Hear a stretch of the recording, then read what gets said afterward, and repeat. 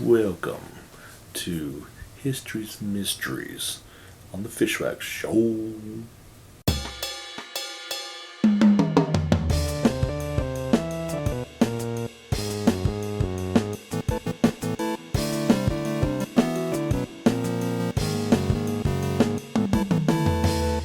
Okay, so there's actually no mystery here. No mystery. No, but History's Mysteries with author Kent. Yeah. One of our favorite shows. We watched mystery. We watched way too much of that show back in the day. Yeah.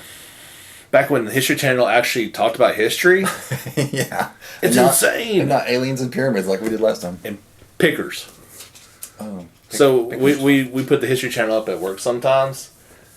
24 hours of American pickers. I'm good after like 15 minutes. Yeah. That's a lot of picking. Shoot. Anyway, sorry, that's a History Channel rant. We have papers from the internet, and we're going to talk about two historical figures that you may or may not have heard about, but they're interesting. Interesting. Also interesting, our sponsor today, JRPG Report.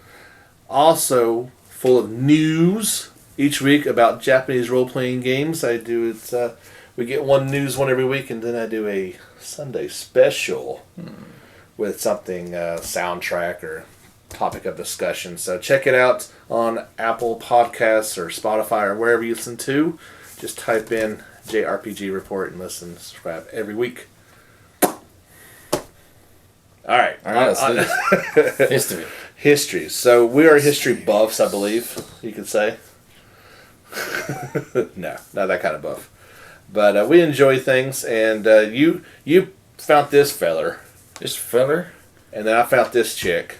And they are historical. They are historical. And historic. Mm-hmm. Though those are different things.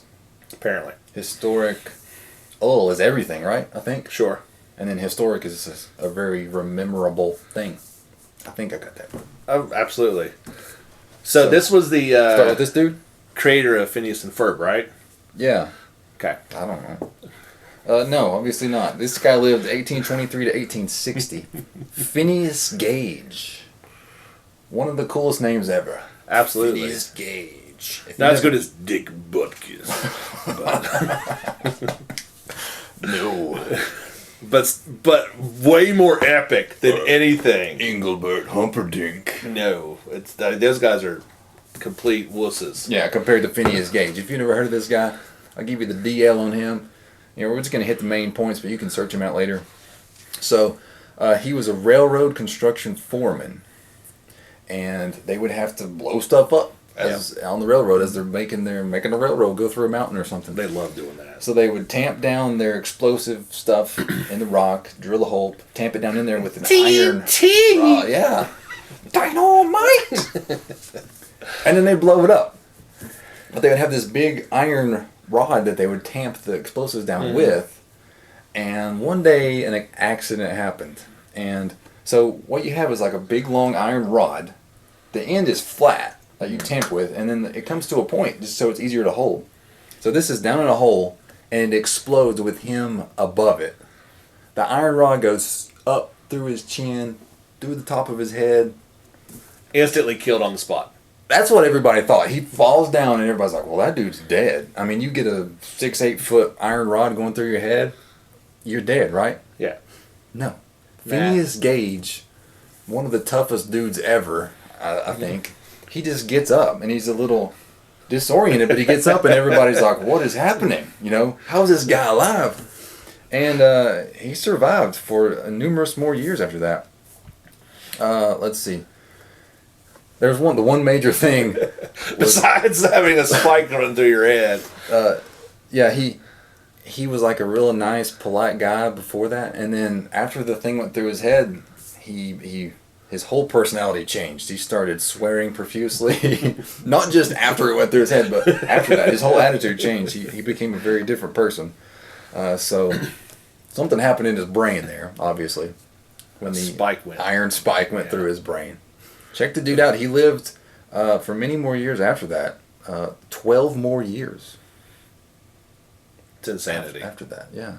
And like, so the picture, like, Yeah, we'll put this picture up here, I guess. Carries He it- carries it around with him, so he tells people about it. It's crazy. because obviously the first question is, what's wrong with you, dude? Yeah, this went through my head. Because he looked pretty normal. I mean, he's a nice looking guy, just one eye doesn't work because the steel rod went through his head. Yeah. Insane what people can survive. Phineas Gage, you're cool. True American hero. So I don't think this. So first off, this lady's name, I hope I get correct. I'm sorry if I don't. Ching Shih? Shing? SHIH. So this lady was back in the early days of pirates. In that time frame, pirates. She was born in 1775, died in 1844. So that time area. So the story with her, and this has apparently been told in various video games and books and the legend, but I had not heard about this.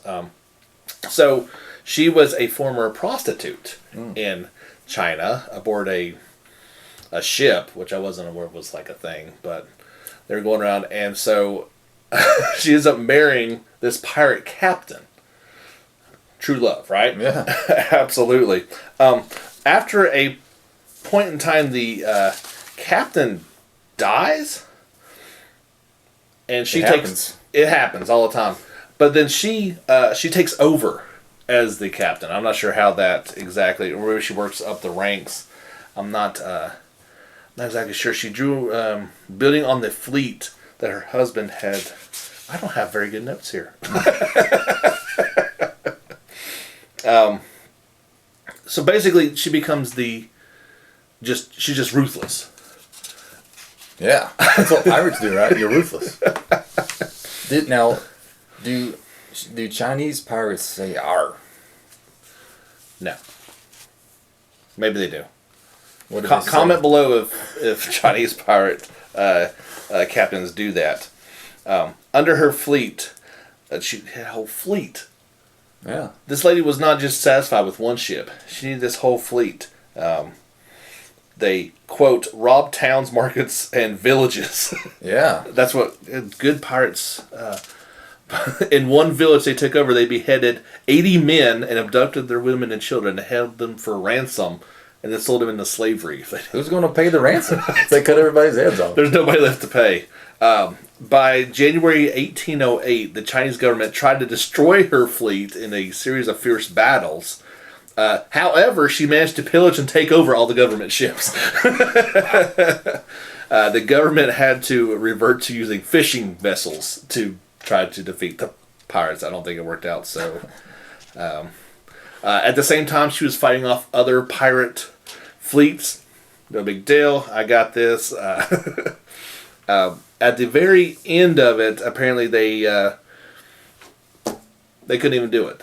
They basically had to barter with her and convince her to retire and She's pardoned. paid off everything. She no criminal time whatsoever. That's how you do Able it. to keep all of her booty, the pirate treasure. But yeah, just So I guess the moral of the story is if you're going to be a criminal, go all out.